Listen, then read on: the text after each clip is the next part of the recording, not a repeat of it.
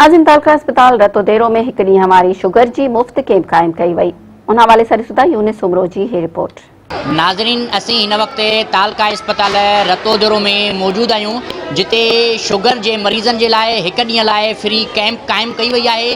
अचो त उन हवाले सां हिते आयल मरीज़नि ऐं डॉक्टरनि सां ॻाल्हि ॿोल कयूं त वधीक उन्हनि जो छा चवणु आहे। हिते शुगर जा जेके मरीज़ आहिनि तमामु घणा आहिनि ऐं हीअ हिकिड़ी अहिड़ी बीमारी आहे जेका जिते घणी तवजह नथी ॾिनी वञे।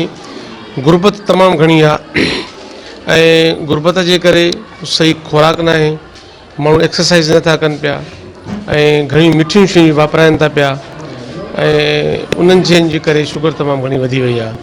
ऐं ज़ाहिरी ॻाल्हि आहे, शुगर जूं जेके दवाऊं आहिनि उहे बि कास्टली आहिनि। तंहिं करे असां अॼु हिन कंपनी जी ताउन सां रतेदेरे हॉस्पिटल जे अंदरि कैंप लॻाई आहे। ये शुगर जी कैंप जेको आहे डॉक्टर नदीम अख्तर कुराई जे जेको आहे निगरानी में लॻाई वई आहे रतेदेरे हॉस्पिटल में।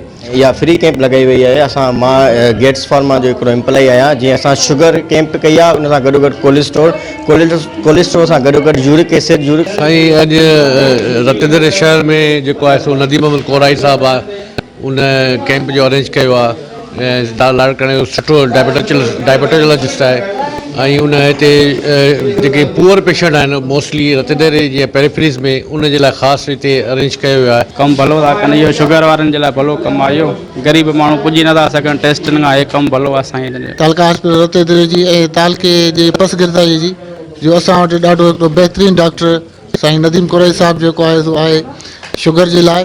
असांजे तालके खे वॾी सख़्तु ज़रूरत आहे त इहे जेको जहिड़े नमूने सां ख़िदमत माण्हुनि जी थी रही आहे, असां हुकूमत खां ऐं असांजे DSO साहिब खां IAS जे आला उहिदेदारनि खां पंहिंजो ऑफिसरनि खां इहा पुरज़ोर मुतालबो था कयूं त महिरबानी करे डॉक्टर नदीम साहिब खे मुकमिल जेको आहे सो हिते रखियो वञे, जेके हिन खां अदर ड्यूटी वठी थी वञनि, जंहिंजे करे असांजे तालके जे माण्हुनि खे तकलीफ़ थी थिए, उन्हनि जा जेके दवा आहे उहा अध में रहिजी थी वञे।